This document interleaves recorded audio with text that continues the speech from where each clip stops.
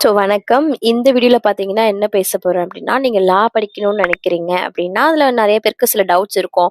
அதுவும் வந்து ஃபர்ஸ்ட் ஃபேமிலில வந்து முதல்ல லாயர் ஆக போறீங்க அப்டின்னா, ஒரு கைடன்ஸே இல்லாம வந்து நம்ம மூவ் பண்ணும்போது நெறைய டவுட்ஸ் இருக்கும். எப்டி போறது? என்ன படிச்சிருந்தா லா படிக்கணும் அப்டிங்கிறது கூட ஒரு பெரிய டவுட்டா இருக்கும். ஏன்னா, எனக்கு எல்லாமே இருந்துச்சு. ஒரு ப்ராப்பர் கைடன்ஸே இல்லாம தான் வந்து நான் இருந்தேன். ஸோ உங்களுக்கு நான் வந்து கைட் பண்ணலான்னு சொல்லிட்டு தான் இந்த வீடியோ. ஃபர்ஸ்ட் வந்து லா படிக்கிறதுக்கான குவாலிஃபிகேஷன் என்னன்னு பார்த்தீங்கன்னா, நீங்க 12th முடிச்சிருந்தாலே போதும். 12th முடிச்சிருந்தீங்க அப்படின்னா, நீங்க தாராளமா அப்ளை பண்ணலாம் லா படிக்கிறதுக்கு. 5 இயர்ஸ் கோர்ஸ் டியூரேஷன்ஸ் இருக்கும். நீங்க 12th முடிச்சுட்டு போறீங்க. அப்படி இல்லன்னா ஆல்ரெடி ஒரு டிகிரி முடிச்சிருக்கேன். நான் லா பண்ணலாமான்னு கேட்டா தாராளமா பண்ணலாம்.